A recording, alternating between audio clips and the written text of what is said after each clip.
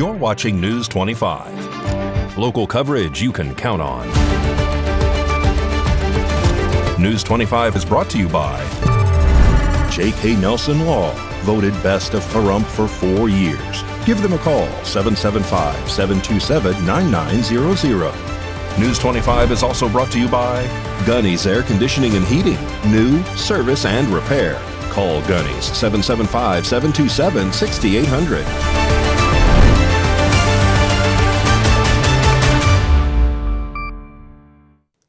Hello and welcome to this edition of News 25. I'm Unette Gentry. Thanks for joining us on Ace Country Radio, and we're also streaming at KPVM.TV. We're also on your Roku devices. It is Tuesday, January 13th. Happy Founders Day to my sorority sisters of Delta Sigma Theta. And in our top story today, unfortunately, a motor vehicle accident at the VFW here in Pahrump, where a pickup truck struck pillars that driver did not see. A field sobriety test was conducted.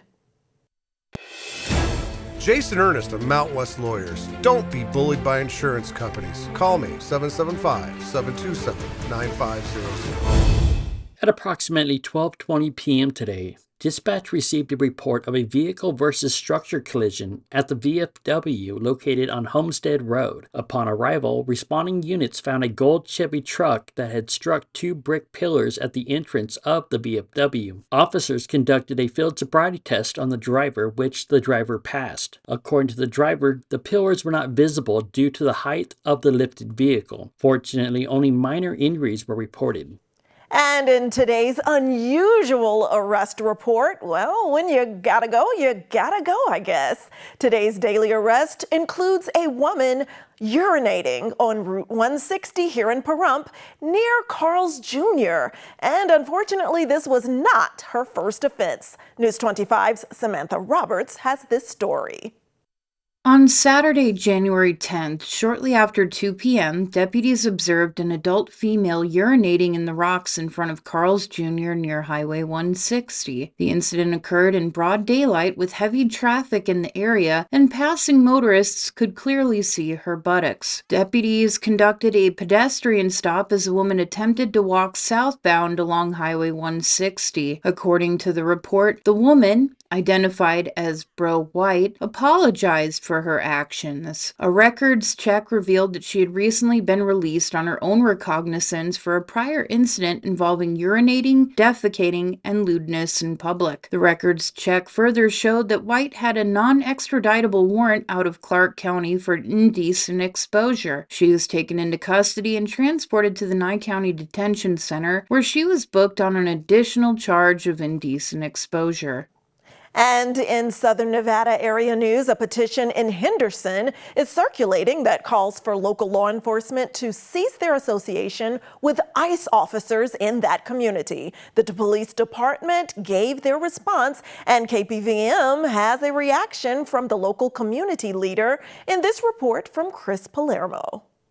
A petition in Henderson, Nevada that has attracted 500 signatures wants local authorities to stop their collaboration with Immigration and Customs Enforcement, otherwise known as ICE. This is in response, presumably, to a woman being shot and killed in Minnesota last week as federal government agents were performing their job. The petition, that can be accessed by going to change.org, insists that Henderson Police and the city council there cease using city resources and taxpayer dollars that would be used in conjunction with federal agents. Henderson does have one of 3 detention centers in Nevada. Henderson Police said in a statement that their police department does not participate in federal immigration enforcement or assist with deportation operations. We asked Nye County Republican Chairman Leo Blundo for his reaction. We need ICE. Okay, we have illegal immigrants here in our country. It's unlawful. They're not supposed to be here. They're draining on the very taxpayer dollars that these folks are proclaiming to trying to save. So they want to cut the spending on the ICE agents while continuing to give it to the illegal immigrants. Again, the non-citizens. I think that's a challenge. I think that's wrong, and I think it's I think it's un-American, to be frank with you. So these people, they have a right to protest, but it's very, what's the word I'm looking for? It's a thoughtless protest in my mind. So, Leo, what do you say that the Henderson Police Department has responded and said they do not participate in the federal immigration activities? So I'm sure they have their policies and procedures with the Henderson department, the police department, and they'll follow the letter of the law. I don't think there's anything wrong going on with the Henderson PD. And the city council, the mayor's office, Michelle Romero, she's a good friend of mine. These guys are doing things above board. The ICE has their duties and obligation, and Henderson Police Department has their obligations. So I think everybody's just staying in their lane and doing their job, which is protecting the citizens of this country. Citizens, Chris, the citizens. So, all of this has ratcheted up since the shooting last week in Minnesota. What should we do? How should, let's say, Trump and the federal government and everyone, what should we do now to let this play out? What I think is really interesting is, I say let it play out. Look, I feel like we're on the cusp of a civil war. If this issue was about food, for example, people were starving, the war would start. This is about illegal immigrants. It's about political agendas. And these people, so many of them are paid protesters. I saw an ad just the other day on Craigslist, $1,500 a week, make $1,500 a week being a paid protester. So let's make no mistake, there's a lot of political angles and agendas in this situation. I cannot stand when I listen to Congress members, whether they're congressmen or women or U.S. senators, that bloviate on this issue specifically because they have the power to address it. It's their job and they're failing to do it. They failed not just in this legislative cycle, but in previous ones. That's why we got the problems today. Thank God we have a president that has the cojones to address issues and just say, hey, we have to fix these problems. He campaigned on it, and I don't understand why people are surprised that he's taking action. I appreciate that he's trying to make our country safe, securing the borders. You have no country without no borders, but the illegal immigrants, there's a process to do it. My parents immigrated to this country legally. They came here legally. So many other immigrants came here legally. It's a disrespect to them. You had Ellis Island. Whatever happened to that? So there's a process. It needs to be followed. Come here legally and enjoy our country and assimilate to our country. There's also a real challenge, especially when you bring up the shooting in Minnesota. You know, we have a lot of Somalis there. They're not assimilating into our country. You know what they're doing? They're doing the Sharia law. They're doing Dearborn, Michigan's another example. They're doing very negative, very bad things there, and it's un-American. Reporting outside of the News 25 studios, I'm Chris Palermo. And former President Bill Clinton and Hillary Clinton could find themselves in legal trouble regarding the ongoing investigation into Jeffrey Epstein. Haley reports. A very dramatic escalation occurs in Washington as former President Bill Clinton and former Secretary of State Hillary Clinton face the possibility of being held in contempt of Congress, a rare and political move. The House Oversight Committee, led by Republican Chairman Representative James Comer, has announced plans to pursue contempt proceedings after Bill Clinton failed to appear for a scheduled deposition in connection with the committee's ongoing investigation into the financier Jeffrey Epstein. Clinton was subpoenaed along with his wife, Hillary Clinton, in July of 2025. Both have refused to comply with the subpoenas, calling the orders invalid and legally unenforceable in a letter to Chairman Comer. Bill Clinton skipped the deposition, and Comer said the committee will move next week to cite him for contempt, an enforcement tool rarely used in U.S. history that could ultimately result in a criminal referral. Hillary Clinton was scheduled to testify, but sources say she also does not plan to appear, setting up a potential showdown with Congress. The Clintons' legal team argues they have already provided all relevant information they possess and that the committee is pursuing them for political reasons. Meanwhile, oversight lawmakers maintain the public deserves answers about the Clintons' past associations with Epstein, despite no allegations of criminal wrongdoing against either Clinton. Don't grab that remote. News 25 will be right back with much more local, national, and international news you can use.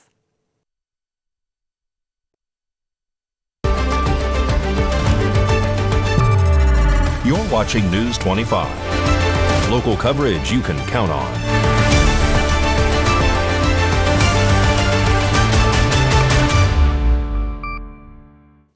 Welcome back to News 25.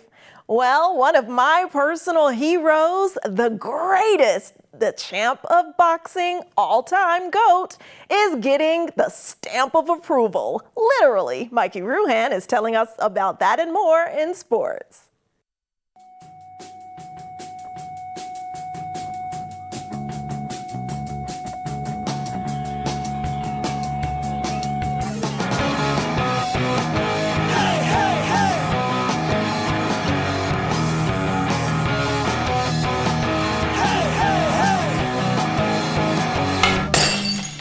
Time now for your News 25 look at sports and streaming at KPVM.TV and now on Roku devices.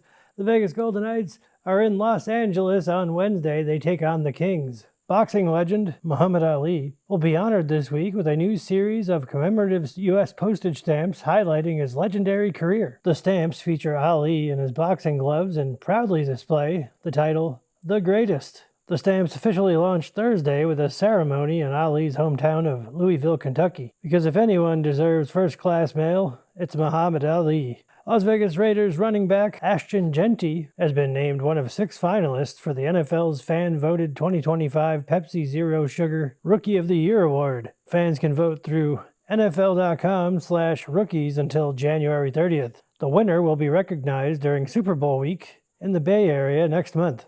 And finally, mark your calendars for January 14th.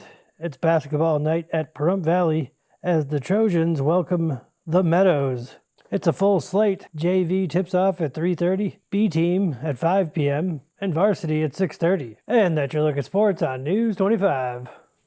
Thanks so much, Mikey. And in more sports news internationally, cities across the country and globe are getting ready for the FIFA World Cup 2026, which is taking place this summer.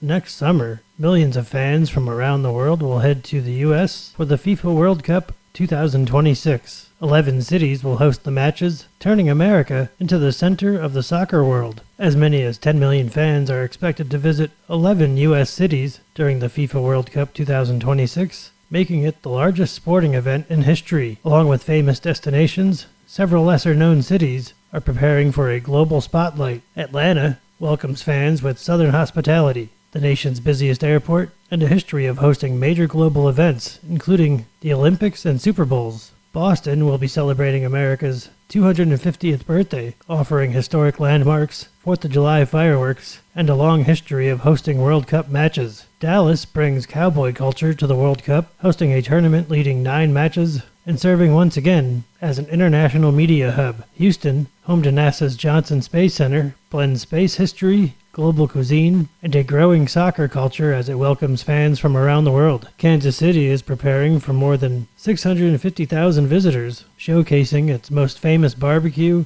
fountains, and strong sports tradition, including women's pro soccer. Los Angeles offers beaches, global cuisine, and Hollywood flair, while continuing its legacy as a major international sports destination ahead of the 2028 Olympics. Miami's Bayfront Fan Festival will mix soccer, music, and ocean views in a city fueled by a passionate Latin American soccer fan base. New York and New Jersey, the World Cup final will be played just outside of New York City, with fans enjoying iconic landmarks, Broadway, and international culture. Philadelphia will host a 4th of July World Cup match, tying soccer's global stage to America's founding history. San Francisco combines innovation, scenic views, and nearby natural wonders as it prepares to host 6 World Cup matches. Seattle plans multiple fan zones, offering waterfront views, fresh seafood, and a vibrant downtown atmosphere for visiting fans. The FIFA World Cup 2026 kicks off next summer, bringing the world and the game to cities across America.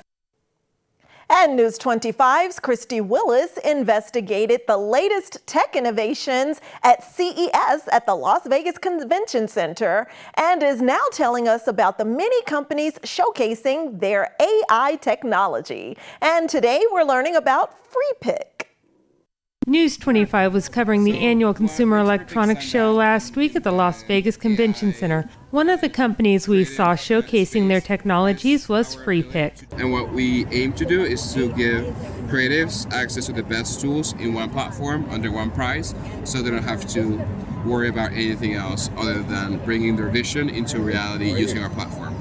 So here we go. FreePick has a massive library of stock images, templates, and illustrations that could be an essential tool for students, educators, marketers, and small businesses. It's an AI-driven image generation and editing tool. FreePick will let you produce professional quality videos and commercials, no design background required. It's available to everyone. For more information, visit online, freepick.com. Reporting for News 25, I'm Christy Willis.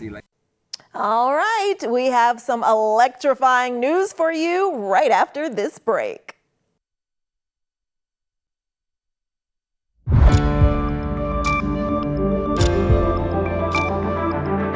You're watching News 25. Local coverage you can count on. News 25 is brought to you by Mountain West Lawyer, Injury Attorneys, 727-9500. Welcome back. Well, here's an important question for you. What would you do if your vehicle struck a power pole? Valley Electric Association is sharing some scenarios that could keep you safe in that type of emergency. This segment of News 25 is brought to you by Valley Electric and its family of companies focused on serving our members. We're better together. There's no way around it. Accidents happen. Would you know what to do if your vehicle crashed into an electric utility pole? While it may seem far-fetched, every year, tens of thousands of accidents occur when utility poles are struck by vehicles and other large equipment. Let's review what you should and should not do if you find yourself in this situation.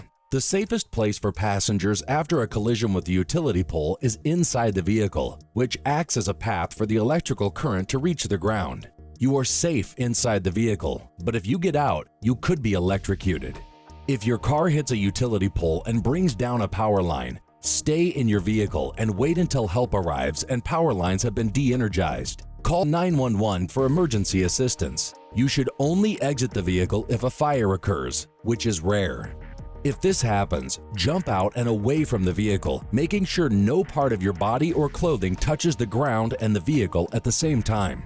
Land with both feet together and in small, shuffling steps, move at least 40 feet away from the vehicle to safety. The ground could be energized, so by keeping your feet together and shuffling away, you decrease the chance of electrical current entering your body through one foot and out the other. It's also worth noting what to do if you witness an accident involving down power lines. If you see an accident like this, remain in your vehicle. Remember, the ground could be energized. Call 911 to ensure help is on the way. When a collision with the utility pole occurs, most people are not thinking about electricity, but knowing what to do and what not to do could be the difference between life or death. We hope you never find yourself in this situation, but if you do, remember these safety tips to avoid electrocution. For more electrical safety tips and information, contact your local electric utility.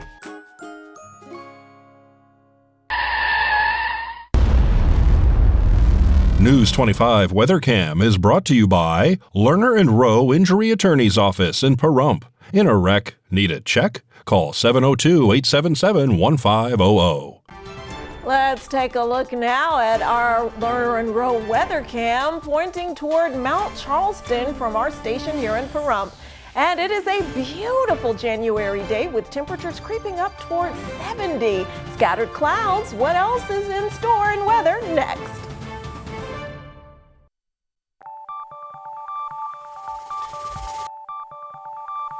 Weather is sponsored by the Nevada Dairy Farmers and the Dairy Council of Nevada, sharing the love of all things dairy. Celebrate the best moments with milk. Milk the moment. And the weather is also brought to you by the Ponderosa Dairy, Nevada's largest dairy, fresh from our farm to your table.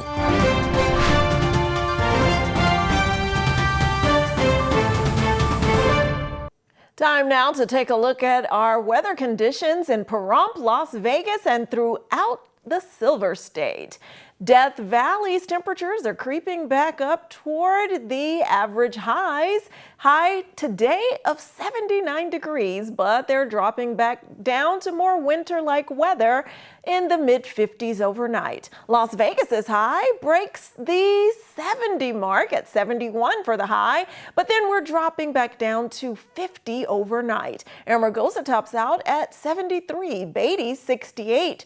Goldfield remains relatively cool at 54 for the high, then drops down to the upper 20s overnight. Tonopah tops out at 49, then drops to 25 overnight. Carson City's high 50 degrees today, then drops down more than a quarter to 24 degrees overnight. The near weather twins of Fallon and Fernley top out in the mid 40s for their high and drop down to the low 20s and mid to upper teens overnight. And currently here in Pahrump, it is 60 degrees. Our high today was 69 degrees with winds out of the east-southeast at 4 miles per hour. Humidity was moderate at 29%. Sunrise was at 6:54 a.m. And tonight in Pahrump, we can expect an overnight low to drop down to 40 degrees with winds out of the east-northeast at 5 miles per hour. Humidity increases to 47%. Sunset was at 4:50 p.m. Now let's look ahead to our 7-day forecast. Tomorrow, the skies look even clearer and sunny with highs in the low 70s throughout the beginning of our weekend.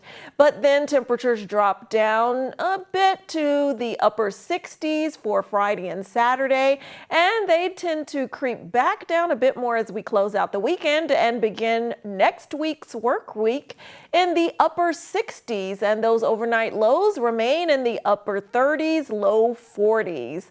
So be careful out there and make sure you're bundling up at night, even though it's deceptively warm during some of these January days. Well, that does it for this edition of News 25. I'm Unette Gentry, and from all of us here at KPVM and Ace Country Radio, thanks so much for tuning in, and we'll see you on the air next newscast. Good night.